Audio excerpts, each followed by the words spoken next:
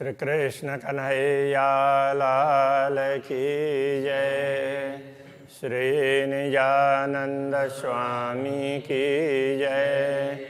श्री प्राणनाथ प्यारे की जय।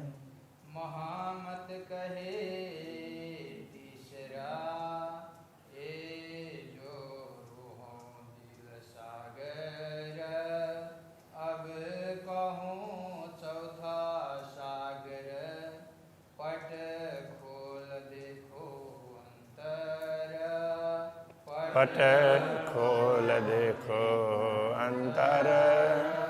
श्री कृष्ण कन्हैया लाल की।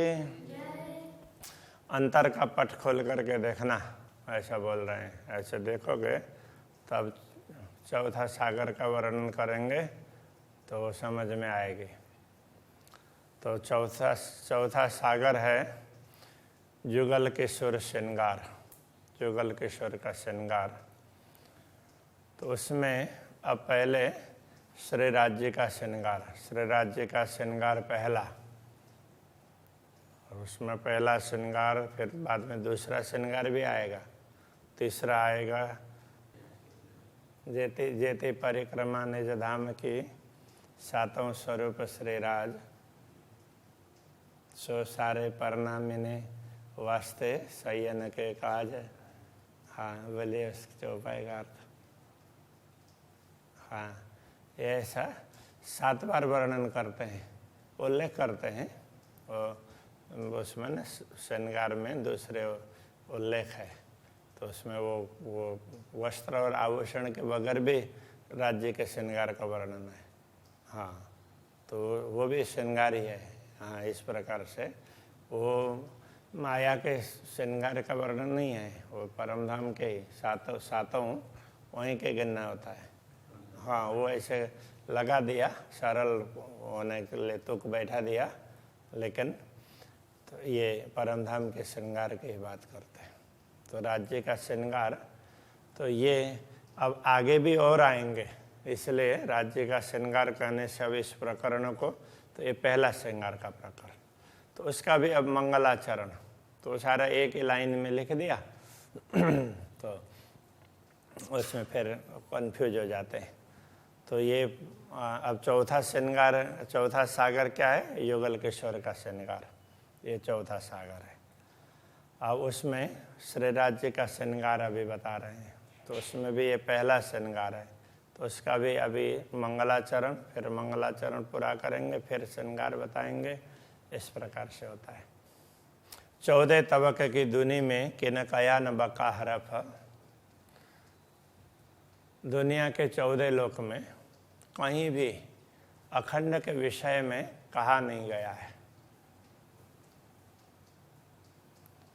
तो स्पष्ट करने के लिए तो एक वाक्य भी नहीं है, ये कहना चाह रहे हैं। वैसे है, किंतु अखंड है, पूर्ण ब्रह्म है, ये बात है।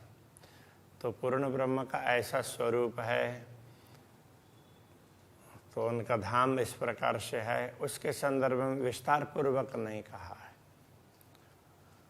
ये हरफ कैसे कहे भाई कि न पाई न बका तरफ, किसी को भी अखंड के तरफ में, अखंड की दिशा का उसका ख्याल नहीं रहा, इसलिए ऐसा नहीं कहा गया है। आया इल्म लुदन्नी कहे शायदी एक खुदाए, जब ब्रह्म ज्ञान अवतरित हुआ, स्वयं पूर्ण ब्रह्म परमात्मा पधारे, तो उन्होंने ही अपने साक्षी दी। पूर्ण ब्रह्म पधारे और उन्होंने ही साक्षी दी। बाकी तो पहले की बातें हैं, तो वो थोड़ा संकेत है, तो उन्होंने अपना वर्णन स्वयं नहीं किया है। तरफ पाई हक इल्म, तो ब्रह्म ज्ञान से हम लोगों को भी वो पता चलने लगा है, हर और लोगों को भी। मैं बका पहुँची इन राय, तो मैं भी अखंड में पहुँचा तो इसी मार्ग से पहुँचा। पुराना जी ये कह रहे हैं, ये ब्रह्म ज्ञान के द्वारा ही मुझे भी पता चला, तो बाकी तो उसके बिना तो पता ही नहीं चलता। तो सदगुरु को पता चला, तो स्वयं ब्रह्म ने प्रकट होकर के समझाया, तब पता चला। अरस देखा रूह अल्लाह ने परमधाम को देखा। हक सूरत किशोर सुंदर, उन्होंने अक्षरातीत पूर्ण ब्रह्म के स्वरूप को देखा। तो किशोर स्वरूप है, सुंदर स्वरूप है, तो ऐसा देखा। कही वाहिदत्य की मार्फत उन्होंने अद्वैत भूमिका की पहचान करवाई, जो अरस के अंदर, परमधाम के अंदर जो अद्वैत भाव है, वाहिद का अद्वैत भाव का भी उन्होंने परिचय दिया। नदी ताल बाग जानवर, जो अरस की हकीकत है, परमधाम की यथार्थता में वहाँ पर नदी है, ताल है, बाघ है, पशु पक्षी हैं, तो ये परमधाम में है। रूह अल्लाह दही शायदी, सतगुरु ने ये साक्षी दी है। कहा दे खास उम्मत, तो उन्होंने अक्षरातीत की भी वो बात बताई, श्यामा जी की भी बताई, और ख़ास उम्मत ब्रह्मात्माओं की भी बात कही। मोहम्मद पहुँचे अरश में, देखी हक़ सूरत। रसूल मोहम्मद ने भी ये कहा कि मैं भी परमधाम पहुँचा हूँ और मैंने भी खुदा की सूरत को देखा है। और हौज जो बाग जानवर कई सब हक़ मार्फत, उन्होंने भी जो कुछ देखा उसकी थोड़ी सी बात ऐसे बता दी। उसमें हौज है, जोए है, बाघ है, जानवर है, तो इस प्रकार से तो वहाँ की बात बताई है। देखिए अमरत जुल्फ़ें आका की, उन्होंने आका के अमरत, अमरत बोलते हैं किशोर, ऐसे जुल्फ़ें तो बाल, तो उन्होंने पूरा स्वरूप नहीं देखा जैसे सदगुरु ने देखा। तो उनको तो ऐसा वो पर्दे से दूसरे तरफ से उनको आवाज़ आ रही थी, तो उनको ऐसा थोड़ी सी झलक हुई है। और बहुत करीब मजकूर बातचीत की है, तो उनकी बातें सुनी। कई बातें जाहिर बातों उन्होंने कुछ बातें जाहिर करने के लिए बोला और कुछ गुप्त रखने के बोला। पहुँच के हक हजूर, तो इस प्रकार से तो उन्होंने परमात्मा के पास में पहुँच करके तो कुछ बातें की, और परमात्मा ने उनको ये बोला कि ये इतनी बातें तुमको मैं बता दे रहा हूँ, इसमें से इतना सबके लिए जाहिर कर देना, और इतना तुम्हें ठीक लगे उन लोगों को बताना, सिलेक्टेड लोगों को, और बाकी मैं आकर के बताऊंगा। इस तरह से बोला। ये शायदी आई इन विधि की, इस प्रकार से ये साक्षी आती है। कहे खुदा एक, मोहम्मद बरहक, मोहम्मद ने ये बोला कि खुदा एक है, परमात्मा एक है, वो बरहक है, वो सत्य है। क्यों कहूँ शुद्ध परे बिना इल्म, तो ये ब्रह्म ज्ञान के बिना सो क्यों शुद्ध परे बिना इल्म, तो ब्रह्म ज्ञान के बिना ऐसे परमात्मा की समझ कैसे प्राप्त होगी। हक इल्म करी बेशक, तो स्वयं परमात्मा ने प्रकट होकर के ज्ञान दिया, तो उसी ने सबका संदेह निवारण कर दिया। बाकी तो रसूल मोहम्मद ने बताया, तो उससे भी किसी का संदेह गया नहीं। जितने लोग उनकी बातें सुनने वाले थे, उनमें से किसी को भी संदेह दूर नहीं हुआ, इसलिए सब लोग लड़ते झगड़ते ही रहे हैं। तो संदेह दूर हुआ तो स्वयं परमात्मा प्रकट हुए, उन्होंने सतगुरु को दर्शन दिया, ज्ञान दिया, तो उससे सबके संदेह निवारण, सबके संदेह का निरूपण हो गया है। मोहम्मद के फुरमान में कई 3 सूरत, रसूल के वचनों में 3 स्वरूप की बात कही है। तो उनमें से बशरी, मलकी और हक की। तो बशर वाले बशरी, तो बशर तो शारीरिक उसमें ज्ञान वाले, तो उसमें एक साधारण उसमें उसके बशर के लिए ऐसा भी कहा है कि वो इंसानियत की बात करने वाला। तो इस तरह से तो वह बशर वाले और मलकी मिलकत समझाने वाले और परमात्मा के स्वरूप को समझाने वाले, इस प्रकार से ऐसी बात कही है। एक अव्वल 2 आखिर, एक तो शुरू में आदि में और दूसरे हैं वो आखिर में आएंगे। तो अव्वल कौन सा है और आखिर कौन सा है? आखिर का तो क़यामत का समय, अब तो अव्वल कौन सा है तो उसके संदर्भ में किसी को भी ख्याल नहीं है। इसलिए रसूल मोहम्मद ने ये भी कहा कि मेरे पास में कुरान है लेकिन वो बंद है, ऐसा। तो कहने का तात्पर्य ये हो सकता है कि मुझे खुदा ने बात तो सुनाई है लेकिन तुम्हें किसी को बताने के लिए नहीं बोला है, तो बाद में वो स्वयं आकर के बताएंगे। तो ये अव्वल तो पहले से चलता आया है। तो जो भी परमात्मा की बात कहने वाले लोग हैं उन सबको मोहम्मद कहा। तो मोहम्मद एक व्यक्ति विशेष का नाम होकर के पूरी परंपरा रही है। जितने भी पैगंबर हैं सबको मोहम्मद कहा। तो सबके नाम अलग अलग रहे, तो उसमें खास करके नूर, तो वो खुदा का ही नूर है, तो इस हिसाब से उसको नूर नाम रख दिया, नूर मोहम्मद ऐसा करके। तो इसका नहीं है, तो सारे ही हैं, तो सब में खुदा का ही नूर है।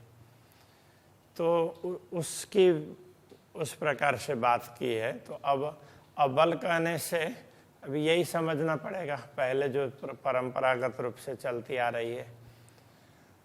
तो और वो अव्वल से ये हैं और दो आखिर के हैं। तो आखिर के समय पर जब स्वयं प्रकट हुए परमात्मा, तो उन्होंने फिर अपना ज्ञान दे दिया। तो वो ज्ञान है दो स्वरूपों में समझाया। तो दो एक ही है, किंतु तो वो दोनों के अंदर विराजमान होकर के बारी बारी से समझा रहे हैं, इसलिए दो स्वरूप हो गए। तो रसूल ने ये बात समझाई। मेरी रूह जो वर्णन करता है करी हादियों मेहरबान की, तो मेरी रूह, मेरी आत्मा जो वर्णन कर रही है, तो वो गुरुजनों की कृपा से। तो पहले से लेकर के अभी तक जितने जितने महापुरुषों ने बातें बताई हैं, उन सब का रहस्य तो सद्गुरु ने समझा दिया। तो अभी जो मेरे द्वारा वर्णन करवा रहे हैं, तो ये इस प्रकार से है। ना तो अव्वल से आज अलग, नहीं तो शुरू से लेकर के आज तक, सृष्टि के आदिकाल से लेकर के कहो जाहिर न बक्का, के कहीं भी अखंड की बात तो इस प्रकार स्पष्ट नहीं हुई है। आत्मा चाहे वर्णन करूं जुगल किशोर वेद द्वय, आत्मा तो युगल किशोर के दोनों स्वरूपों के वर्णन करना चाहती है। ये द्वय वर्णन कैसे करूं, ये दोनों का वर्णन कैसे करें? दो एक कहावत सोए, दोनों दो अलग अलग स्वरूप तो है नहीं, एक ही स्वरूप है। वर्णन होए इल्म से, जो इल्म हक का होए, तो वर्णन तो ब्रह्म ज्ञान से ही होगा। जो स्वयं परमात्मा का ज्ञान होगा, उनका दिया हुआ, उससे ही वर्णन होगा। एक देखाऊं बातुन में, तो मूल रूप से एक इसी से दिखा सकते हैं। और जाहिर वर्णवत दो है, और जाहिर में दो वर्ण बताएंगे। तो मूल में तो एक ही है, एक ही से अलग अलग हैं। तो जुगल किशोर कहेंगे तो भी जुगल है, तो वो जाहिर में ही है, लीला के रूप में ही भिन्न भिन्न है, मूल रूप में तो एक ही है। इसलिए वो गूढ़ रूप से तो वो एक ही बताते हैं। उसी को अद्वैत कहा। रूह चाहे बका स्वरूप की वर्णन करो जीमी इन, आत्मा चाहती है कि अखंड का वर्णन इस दुनिया में करें। इल्म लुदन्नी खुदाई से जो कबाऊ न सुनिया कि न, वो भी इल्म लुदन्नी से, ब्रह्म ज्ञान से, खुदाई इल्म से।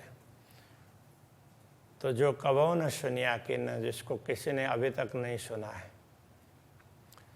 जिन्हें जानो ए वर्णन करता आदमी का, ऐसा मत समझना कि किसी व्यक्ति विशेष का वर्णन कर रहे हैं। ये सबत है न्यारा सुभान, जो सबसे अलग हैं पूर्ण ब्रह्म परमात्मा। तो अर्श अजीम में बका हो, तो दिव्य धाम में, अखंड धाम में है, श्रेष्ठ अखंड धाम में। मलकुत ऊपर हवा शून्य, तो वो धाम की बात कर रहे हैं। मलकुत से ऊपर शून्य है, हवा है, तो हवा माया के लिए कहते हैं। तीन पर नूर अक्षर है, उनसे आगे जाते हैं तो नूर है, वो खुदा का ही नूर है, वो अक्षर है। तो नूर पार नूर तजल्ला, नूर से भी आगे है नूर तजल्ला है, वो पूर्ण ब्रह्म परमात्मा है।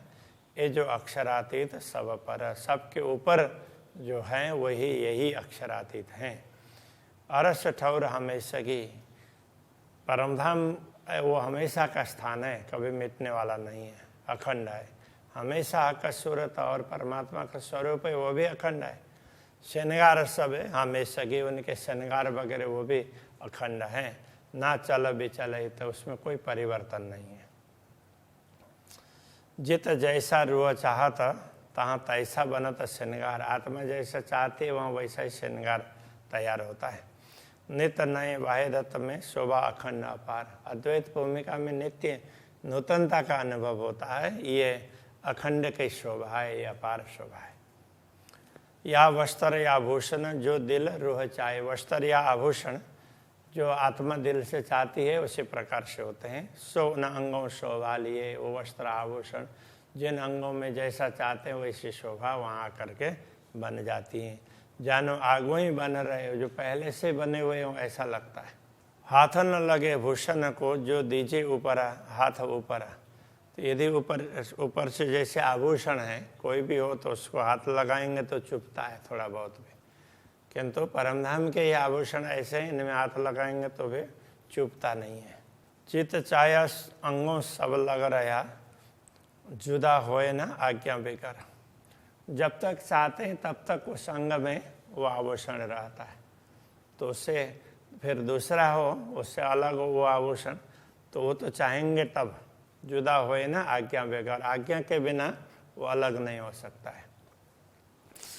जिन खिन चित्त जो चाहे सो आगो ही बनी आवे, जिस समय आत्मा चाहती है, उनका चित्त चाहता है, तो वो पहले से तो चित्त इच्छा की और देखा इतने में तो पहले से बन चुका होता है, लग चुका होता है।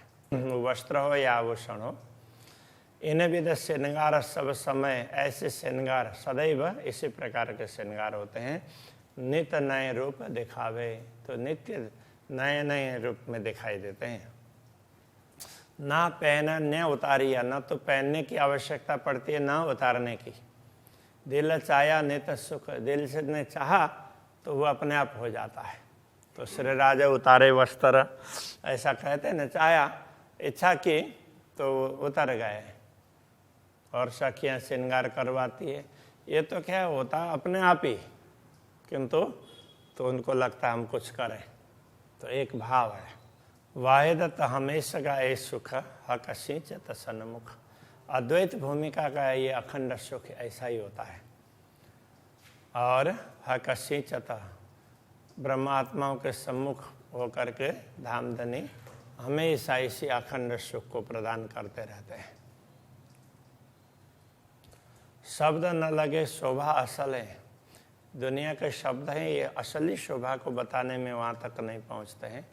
पर रूह मेरी सेवा चाहे, किंतु मेरी आत्मा तो उनको बताना चाहती है, सेवा करना चाहती है, तो वर्णन करो इनका, तभी इनका वर्णन हो रहा है।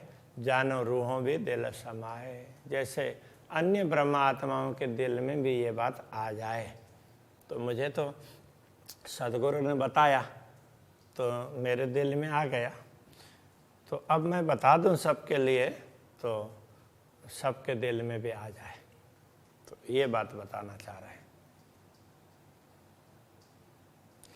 इन जिमी जरे की रोशनी मावत नहीं आसमान, परमधाम के एक कण का प्रकाश भी आकाश में समाता नहीं है, तो ये वर्णन क्यों हो भाई अर्श साहिब सुभान।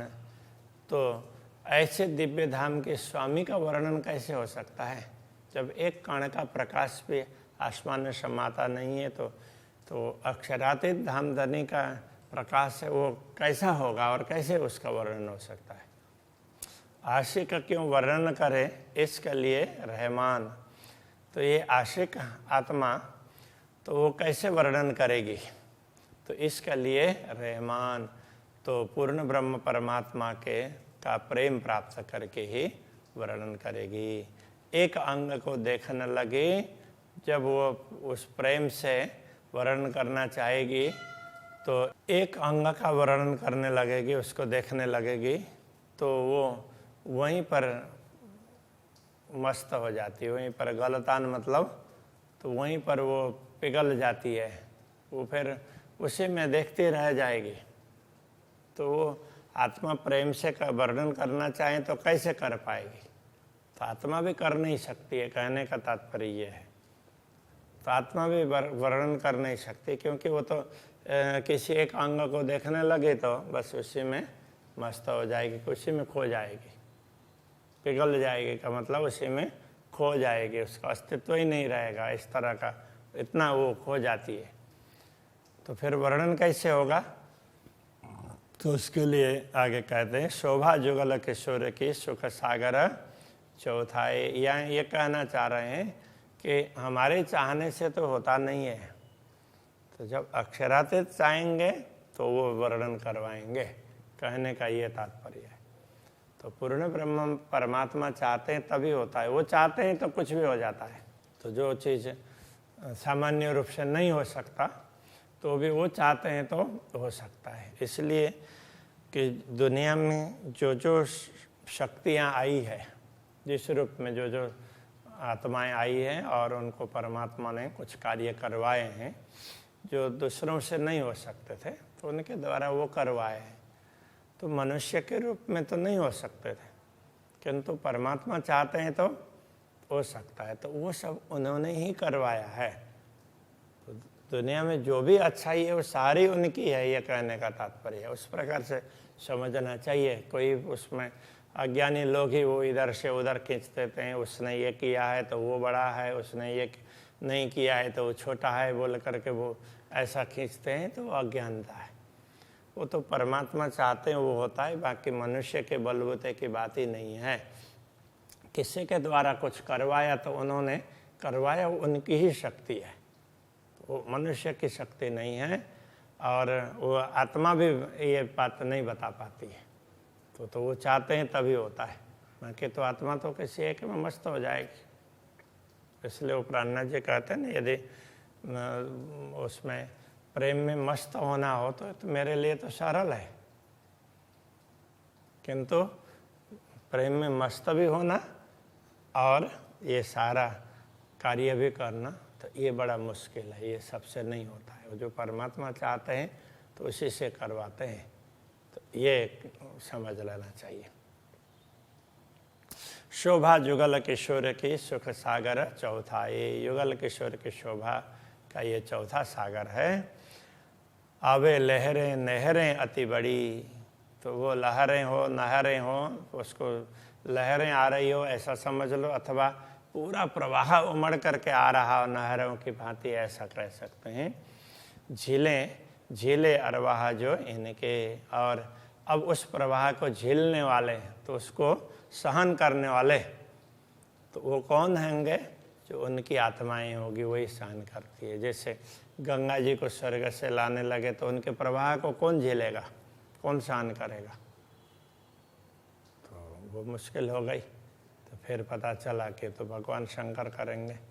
तो शंकर जी को पहले राजी किया भगीरथ जी ने। अब गंगा आने के लिए तो तैयार हो गई है, तो उसके प्रवाह को कोई सहन नहीं कर सकेगा, तो आपको ही करना पड़ेगा। तो भगवान शंकर ने कहा कोई बात नहीं, हम कर देंगे। तो ऐसा करके तो फिर गंगा को अपने सिर पर ले लिया, तो सिर में समा गई। फिर प्रार्थना करने लगे। तो इस तरह से तो ऐसा है, तो हर कोई वो झेल नहीं सकता। खूबी युगल किशोर की प्रेम बचन इन रीत, युगल किशोर की खूबी विशेषता वो और प्रेम और इन वचनों से, इस रीति से आशिक इन माशुक की भर भर प्याले पीत। तो आशिक आत्मा है, ऐसे माशुक पूर्ण ब्रह्म परमात्मा के प्रेम को प्याले भर भर करके पीती है। तो उसी से ये वर्णन होता है।